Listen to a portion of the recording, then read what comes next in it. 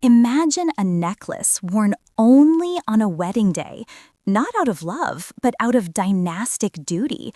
A piece of jewelry weighing nearly half a kilo in carats, one that survived revolutions, the fall of an empire, and possibly even betrayal. It sparkled around the necks of princesses whose marriages were more about politics than romance. And then it vanished without a trace. There are photographs where this necklace mysteriously reappears decades later, adorning the neck of an American millionaire, completely disconnected from the Russian imperial court. How did she get it? What connects the Soviet Union, a Polish embassy, and this woman in diamonds? In this video, you'll uncover how a single piece of jewelry became a silent witness to palace intrigue, cold-blooded marriages of convenience, and perhaps secret diplomatic dealings. Why did the 4 daughters of the last Tsar never get to wear it, even though they dreamed of it since childhood? Where are the diamonds now, the ones once cut in India for Russian empresses? And could someone be wearing them today without knowing what they truly are? If you think this is just a story about a luxury necklace, you're deeply mistaken. This is a story about power, control, and a silent symbol that carried more weight than any royal title. Stay with us until the end. The most disturbing part is still to come. Today, we remember a woman whose life was deeply woven into the fabric of the Russian Empire and into the mystery of one of the most extraordinary pieces of jewelry ever created. Exactly 200 years ago, on September 17, 1824, Maria Alexandrovna was born, a princess from the small German duchy of Hesse, who would later become the wife of Tsar Alexander II, the so-called reformer Tsar. Her journey led her from the quiet courts of Europe to the very heart of Imperial Russia, where she became not only a political figure, but also a symbol of change in a time of transition. It was with her name that the legend of the Romanov diamond necklace began to take shape, a jewel of such magnificence and weight, both literal and symbolic, that it would outlive the empire itself. This necklace was not merely an ornament, it was a living artifact made up of enormous diamonds with a total weight exceeding 475 carats. Each stone seemed to carry within it centuries of secrets, power, and legacy. And although Maria Alexandrovna wasn't the first to possess it, she became one of its most iconic wearers. By the time she entered the imperial family, the necklace was already locked away in the crown treasury. But its story began long before her birth, back when the word empire still carried a sacred, untouchable resonance. It's believed that the diamonds used in the necklace originated in India, brought to Russia in the 18th century, and likely cut in the 17th. These weren't stones made for fashion or fleeting display. They were cut for eternity. The Indian style of diamond cutting, so different from the strict symmetry of European techniques, allowed light to enter the stones and glow from within. It wasn't a cold, sterile brilliance, but a living, breathing radiance. Some stones shimmered with a soft bluish tint, others held faint hues of pink. This complexity gave the necklace character, not just value, but a presence. The design was precise and breathtaking. 36 large diamonds, with 21 forming the upper row, a kind of diamond river flowing around the neck, and 15 hanging below in the form of elegant drops or pendeloques, each moving subtly with the wearer's every gesture. The necklace didn't just sit, it moved, it breathed, it caught the light like no other. It entered the imperial treasury after the passing of Grand Duke Konstantin Pavlovich in 1831 and was reserved only for the most sacred of occasions. It wasn't worn to balls or diplomatic receptions. Its role was far more specific, almost sacred. It was only to be worn on the wedding day of an imperial bride. By the end of the 19th century and the dawn of the 20th, the necklace had become an essential element of Romanov wedding tradition, not a stylistic choice, but a ritual. Every bride who joined the family, whether by blood or by marriage, was expected to wear it.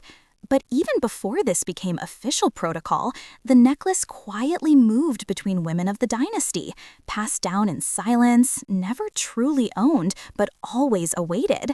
What's most fascinating is that no one ever possessed the necklace, not really. It didn't belong to any one woman. It belonged to the dynasty, to the history itself. After each ceremony, it was returned to its velvet-lined case where it would lie in wait, untouched, until the next wedding. In that sense, it was more than jewelry. It was a relic. And so, when Maria Alexandrovna wore it for the first time, the necklace ceased to be just a collection of precious stones. It became a symbol of duty, of continuity, of power. From that moment on, its story became inseparable from the brides of the Romanov dynasty and from the silent, glittering thread that connected generation to generation.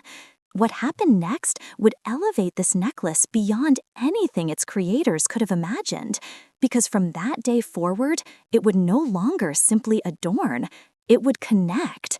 It would link marriages, dynasties, empires, and destinies. And with each wedding, it would carry not only light, but the ever-growing weight of legacy. The diamonds that made up the imperial necklace were not ordinary stones chosen on a whim to adorn a noblewoman. These were gems that had traveled across centuries and continents, through foreign hands, royal courts, and forgotten histories, before arriving at the heart of the Russian monarchy. Their origin is still wrapped in a thin layer of mystery, but most experts agree they were Indian diamonds, likely cut in the 17th or 18th century, during a time when India was the world's treasure chest, the source of the rarest and most sacred jewels on Earth. The Indian style of diamond cutting from that era wasn't just a technical process, it was an art form. Unlike the cold, geometric brilliance of European cuts, Indian-cut diamonds embraced the natural form of the stone, allowing light to flow through them rather than reflect off them. The result wasn't harsh sparkle, but soft, glowing radiance, almost like the diamond was alive. Some stones carried bluish undertones, others a hint of pink. Together, they didn't just reflect light, they created it. In the mid-19th century, as Russian aristocratic looked westward to Paris and London for fashion and refinement, this necklace brought something entirely different, a foreign, ancient elegance, a spiritual richness. Its composition was perfectly balanced. The upper row featured 21 diamonds, aligned with almost mathematical precision, forming a regal, symmetrical collar. Hanging below were 15 penduloques, teardrop-shaped diamonds that swayed gently with movement, framed by smaller brilliants that added depth and dimension. This wasn't a static piece of jewelry, it breathed with its wearer.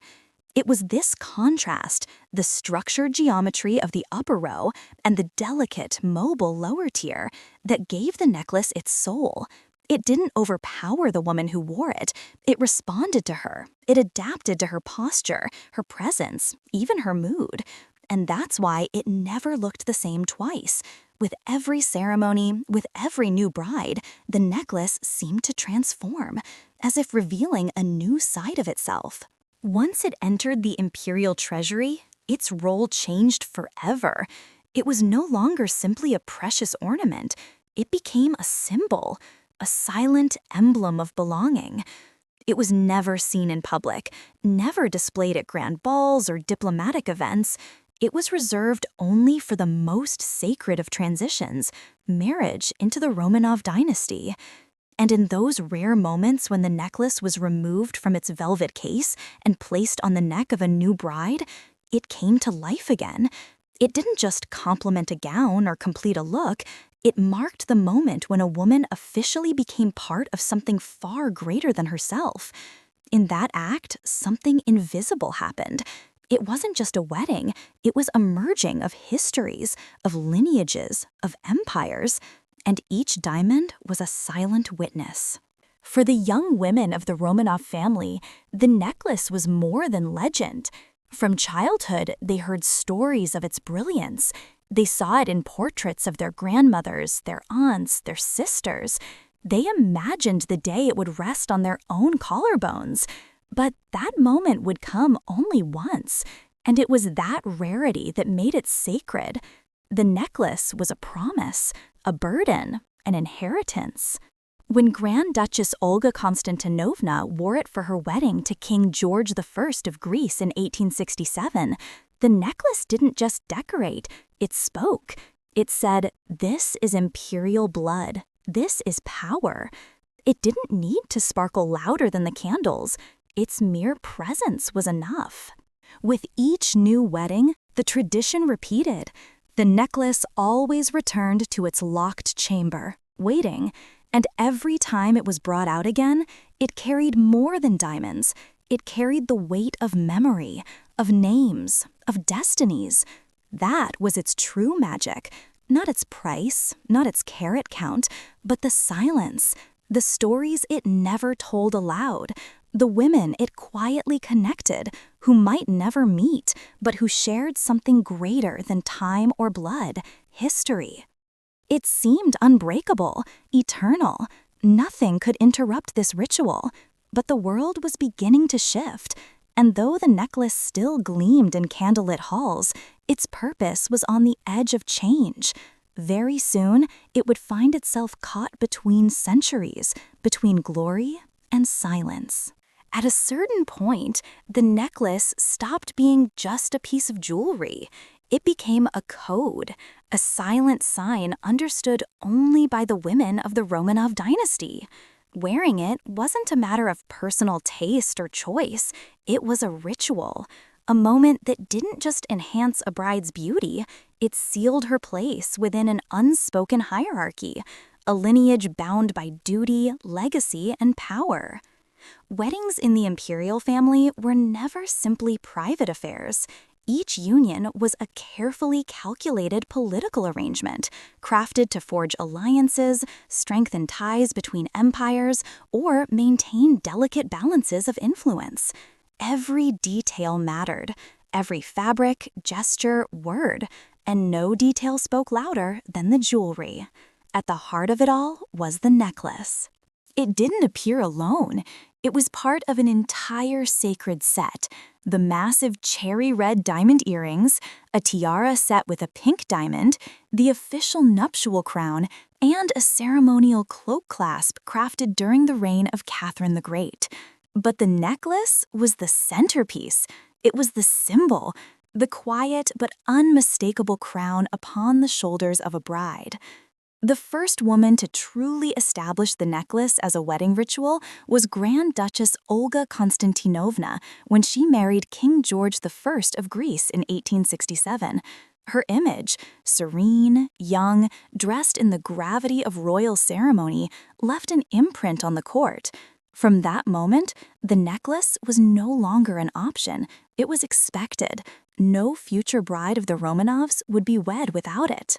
In 1874, the necklace reappeared, this time on the neck of Maria Alexandrovna, daughter of Tsar Alexander II, who married Prince Alfred of the United Kingdom, Duke of Edinburgh and second son of Queen Victoria. This was no ordinary marriage. It was a powerful, symbolic bridge between two great empires, the Russian and the British. And as Maria stood beside her new husband, the necklace shimmered, not just with light, but with political meaning. In that moment, it said Russia could be just as refined, elegant, and imperial as the courts of the West. From then on, the chain of brides continued, uninterrupted. In 1879, it adorned Grand Duchess Anastasia Mikhailovna for her marriage to the hereditary Grand Duke of Mecklenburg-Schwerin. In 1894, it returned for Grand Duchess Ksenia Alexandrovna's wedding to Grand Duke Alexander Mikhailovich. Each time, the same necklace. Each time, the same ritual. And each time, the message was clear. You are now one of us. What's especially remarkable is that the necklace made no distinction between women born into the dynasty and those who married into it. Princess Dagmar of Denmark, later Empress Maria Feodorovna, wore it in 1866 when she wed the future Tsar Alexander III. Later, the necklace graced the necks of Duchess Marie of Mecklenburg-Schwerin, Princess Elizabeth of Saxe-Altenburg, Princess Elizabeth of Hesse, and more. It didn't matter where they came from. On their wedding day, the necklace became their initiation into the Romanov legacy. It wasn't just tradition, it was a silent baptism. When the necklace was fastened around a bride's neck, she became something more than a wife. She became an emblem, a part of a machine far older and greater than herself. From that moment on, she no longer belonged solely to her own story. She belonged to history. Each ceremony echoed the one before it, as if reading from a sacred text that could not be changed. And with each new bride, the necklace absorbed another layer of meaning, a glance, a hesitation, a hope unspoken. And in return, it granted each woman her place in the great chain of memory. Emotion played a distant role in all this. In the Romanov world, feelings were a luxury, duty came first. Love might arrive later, or not at all. But the necklace was always present, always watching, always reminding. It didn't comfort, it confirmed. And as the 20th century crept closer, something began to shift. The brilliance of the necklace took on a different hue. What once symbolized unity and continuity began to feel like the last thread holding together a world slowly unraveling. Still, it appeared in wedding after wedding, shining as it always had, still performing its role. No one could have known that very soon, that role would come to an end. Because the story that had repeated for generations, seamlessly, almost sacredly, was about to be broken, irrevocably. By the early 20th century, the imperial diamond necklace had already solidified its place as an unshakable symbol.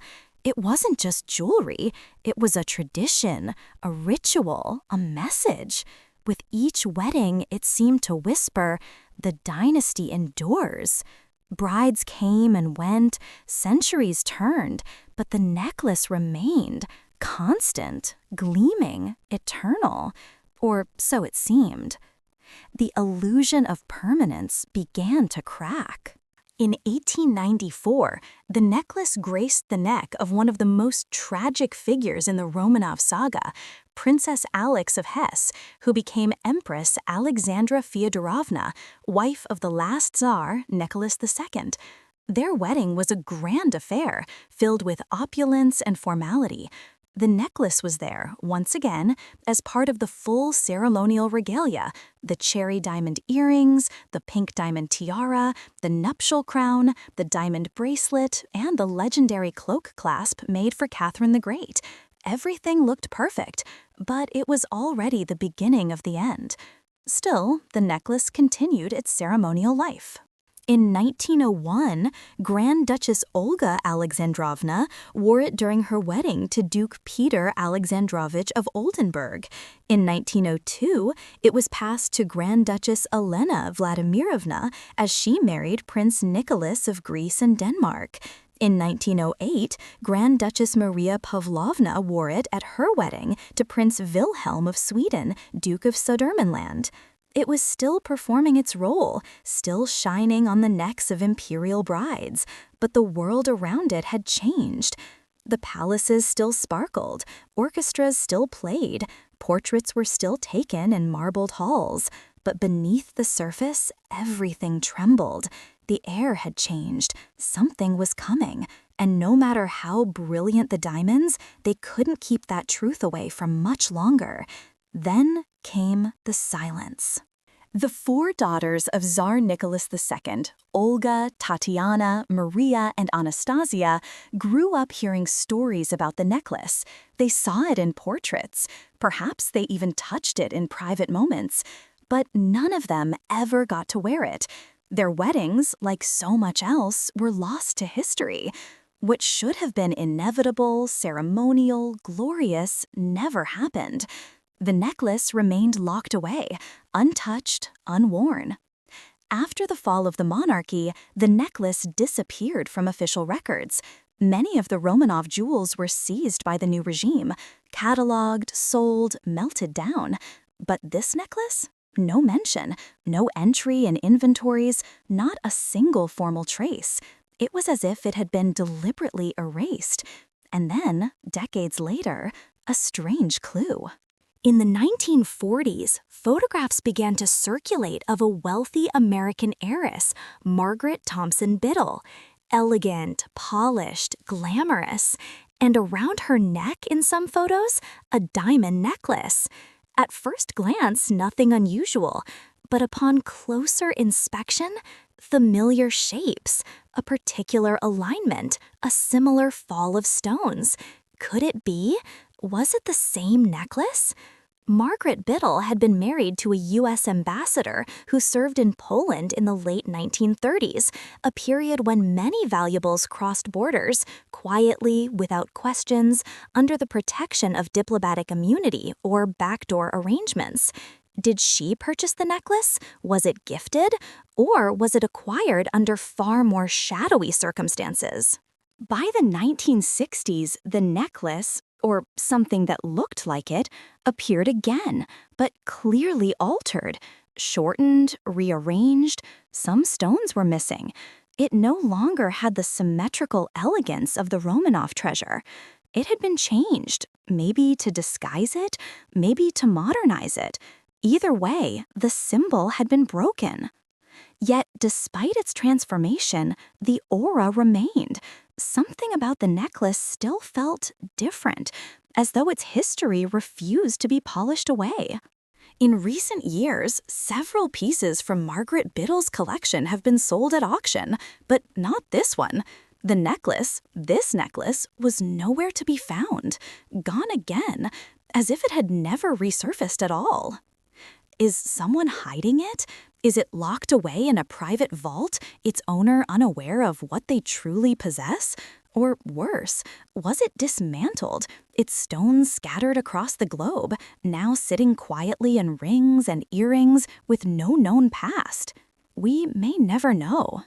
What we do know is this: the necklace witnessed not just weddings, but endings.